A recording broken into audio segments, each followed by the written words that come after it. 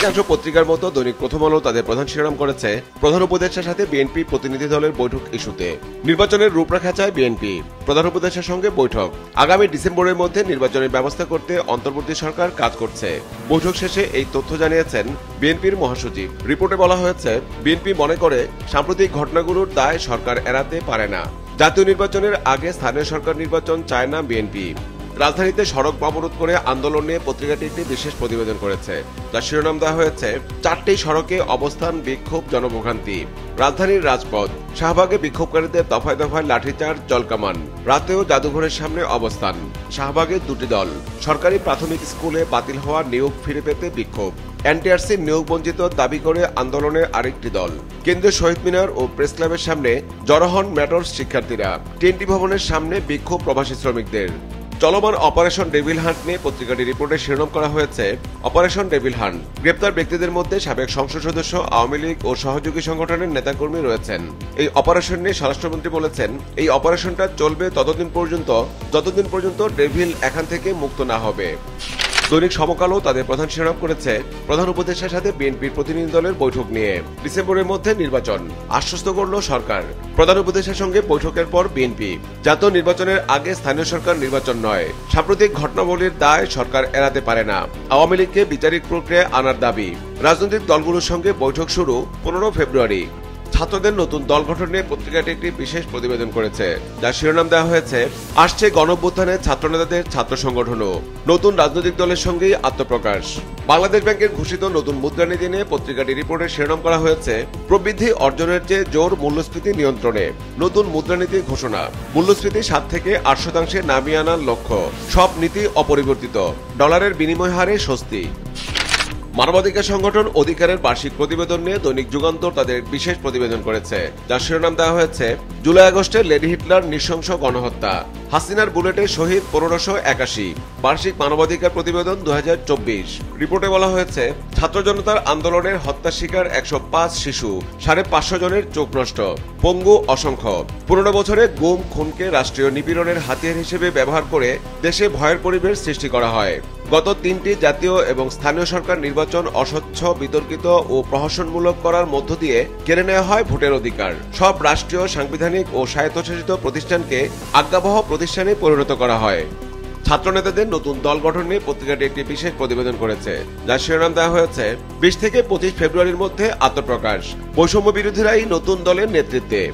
প্রধান উপদেষ্টার সঙ্গে বিএনপির প্রতিনিধি দলের বৈঠক ইস্যুতে পত্রিকাটি রিপোর্টে শিরোনাম করা হয়েছে ডিসেম্বরের মধ্যে নির্বাচনে আপত্তি নেই সরকারের। প্রধান উপদেষ্টার সঙ্গে বিএনপির বৈঠক। রিপোর্টে বলা হয়েছে 15 ফেব্রুয়ারি রাজনৈতিক দলগুলোর সঙ্গে জাতীয় ঐকমত্য কমিশনের বৈঠক। প্রয়োজনীয় সংস্কার, বিএনপির সমর্থন, সরকারের প্রতি সহযোগিতাও অব্যাহত থাকবে।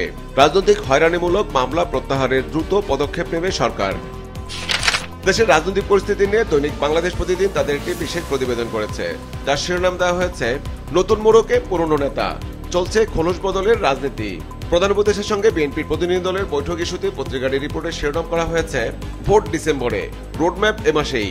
প্রধান উপদেষ্টার সঙ্গে বিএনপির বৈঠক, আশ্বাস মিলেছে বললেন ফখরুল। সাংবাদিক দম্পতি সাগররুনি হত্যাকাণ্ড নিয়ে পত্রিকাটি একটি বিশেষ প্রতিবেদন করেছে, যার শিরোনাম দেওয়া হয়েছে সাগররুনি হত্যা, তদন্ত 13 বছরেও শেষ হলো না। বালাইনাশক আমদানি নিয়ে দৈনিক কালবেলা তাদের একটি বিশেষ প্রতিবেদন করেছে, যার শিরোনাম দেওয়া হয়েছে বালাইনাশকের দেশি বাজার খাচ্ছে বিদেশি পুঁজিপতিরা। নিয়ম নীতির সুযোগ নিচ্ছে বিদেশি কোম্পানিগুলো। 70 ভাগের বেশি বাজার নিয়ন্ত্রণ বহুজাতিক কোম্পানির হাতে। দেশীয় কোম্পানির ত্রুটি চেপে রাখতে নানা আয়োজন। সিন্ডিকেট মূল্য নির্ধারণে কয়েক গুণ বেশি দামে কিনছে কৃষক। কম দামি পণ্য বেশি দাম দেখে আমদানি। বিদেশি কোম্পানিগুলোকে সুযোগ করে দিতে উদার কর্তৃপক্ষ। বিধি প্রণয়নে কৃষি মন্ত্রণালয়ে আজ সভা। দেশে 15,000 কোটি টাকার বাজার। প্রধান উপদেষ্টার প্রেস সচিবের ব্রিফিং নিয়ে পত্রিকাটি রিপোর্টে শিরোনাম করা হয়েছে ব্রিফিংয়ে প্রেস সচিব। ঐকমত্য কমিশনের প্রথম বৈঠক 15 ফেব্রুয়ারি। প্রধান উপদেষ্টার সাথে বিএনপির প্রতিনিধি দলের বৈঠক নিয়ে পত্রিকাটি রিপোর্টে শিরোনাম করা হয়েছে ডিসেম্বরের মধ্যে নির্বাচনের প্রস্তুতি নিচ্ছে সরকার। প্রধান উপদেষ্টার সঙ্গে বৈঠকের পর ফখরুল।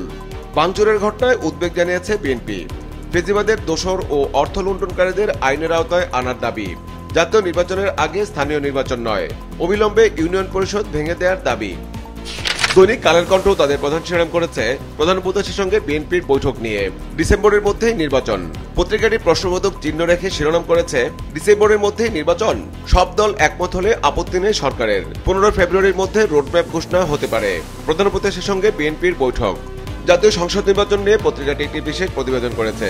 সীমানা পুনর্নির্ধারণে ইসির মূল চ্যালেঞ্জ, জাতীয় সংসদ নির্বাচন। বাংলাদেশ পরিসংখ্যান ব্যুরোর প্রতিবেদন নিয়ে পত্রিকাটি রিপোর্টের শিরোনাম করা হয়েছে প্রবৃদ্ধি কমে 4.5%, কমেছে মাথাপিছু আয়ও। 2023-24 অর্থবছর প্রবৃদ্ধি কমতে শুরু করে 22-23 অর্থবছর থেকে।